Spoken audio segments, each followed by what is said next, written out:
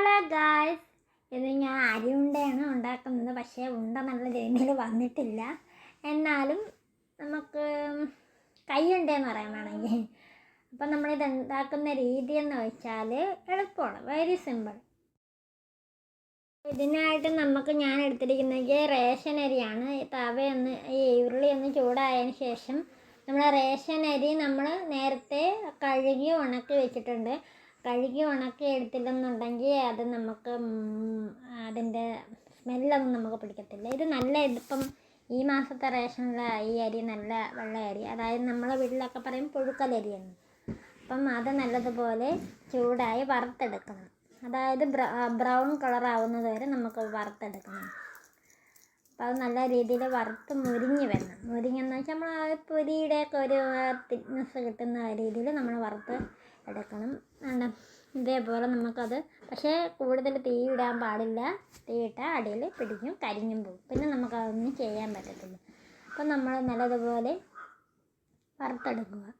ഇതേ കൺസെപ്റ്റിൽ നമുക്ക് വറുത്ത് ഇനി നമുക്ക് ചെയ്യേണ്ടതെന്ന് വെച്ചാൽ മിക്സിയുടെ ജാറ് നല്ലതുപോലെ പൊടിച്ചെടുക്കുക. നല്ല രീതിയിൽ ഭസ്മാവുകയും ചെയ്യരുത്, എന്നാൽ നല്ല പോലെ പൊടിയുകയും ചെയ്യണം.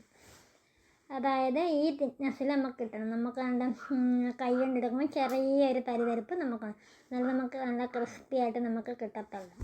ഇതിന് നമ്മൾ ഇതാകുമ്പോൾ നമ്മൾ എണ്ണയൊന്നും ചേർക്കുന്നില്ല. ഇതിനായിട്ട് ഞാൻ ഒരു മുറി തേങ്ങ എടുത്തിട്ടുണ്ട്. നമ്മളെ കുട്ടികൾക്കായാലും നമുക്ക് ഹെൽത്തി ആയിട്ട് കൊടുക്കാം. ചുമ്മാ നമ്മൾ ഈ കടയിലൊക്കെ ബേക്കറിയൊക്കെ ഐറ്റം മേടിക്കുന്നതിനെക്കാട്ടി ഒരു ദിവസം നമുക്ക് ഇതൊക്കെ ഉണ്ടാക്കി കൊടുക്കാൻ പറ്റും. കുട്ടികൾക്ക് ഒരു ഇഷ്ടമാണ്. നമ്മളെ കുട്ടിക്കാലത്തൊക്കെ ഇതാണ് നമ്മൾ കൂടുതലും കഴിച്ചിട്ടുള്ളത്. എന്നിട്ട് അതിനാവശ്യത്തിന് മധുരത്തിന് ആവശ്യമായിട്ടുള്ള ശർക്കര. പിന്നെ ചില ആൾക്കാരൊക്കെ വേണമെന്നുണ്ടെങ്കിൽ ഏലക്കായൊക്കെ പൊടിച്ച് ചേർക്കും. ഞാനിവിടെ ഏലക്കായൊന്നും ഇട്ടിട്ട്. എന്നിട്ട് അത് നല്ലതുപോലെ ഈ മിക്സിയുടെ ജാറിൽ അതും കൂടി ഇട്ടൊന്ന് ജസ്റ്റ് ഒന്ന് കറക്റ്റ് എടുക്കുക.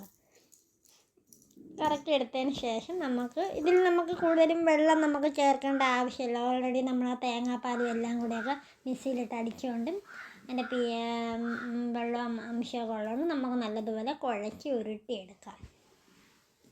നല്ല രീതിയിൽ നമുക്കത് കുഴച്ച് നമുക്ക് ഉരുട്ടിയെടുക്കാം. ഇതെല്ലാം 4 മണി പലഹാരമായിട്ടൊക്കെ നമുക്ക് എടുക്കാം. നിങ്ങളുടെ വീട്ടിലെല്ലാവരും ട്രൈ ചെയ്ത് നോക്കണം. പിന്നെ നമ്മൾ ഇതിൻ്റെ അകത്ത് ചെറുതായിട്ട് നമ്മളൊന്ന് ഇത്തിരി പഞ്ചസാര ആഡ് ചെയ്തിട്ടുണ്ട്. അത് എനിക്ക് വീഡിയോയിൽ എടുക്കാൻ പറ്റിയിട്ടില്ല. പഞ്ചസാര ആഡ് ചെയ്യുമ്പോഴത്തേക്കും ചെറുതായിട്ടൊരു ക്രിസ്പി ആയിട്ട് നല്ല ചവയ്ക്കുമ്പോൾ നമുക്ക് ആ പഞ്ചസാരയുടെ ഒരു ഇതും കൂടെ ഇനിയിപ്പം കൂടെ കിട്ടും. ഇത് നമുക്ക് ചെറുതായിട്ട് ഉരുട്ടിയെടുക്കാം. ഇത് നമുക്ക് ഉരുട്ടിയെടുക്കാം. ഇനി മറ്റൊരു വീഡിയോ ആയിട്ട് വരുന്നത് വരെ ta ta bye bye, see U.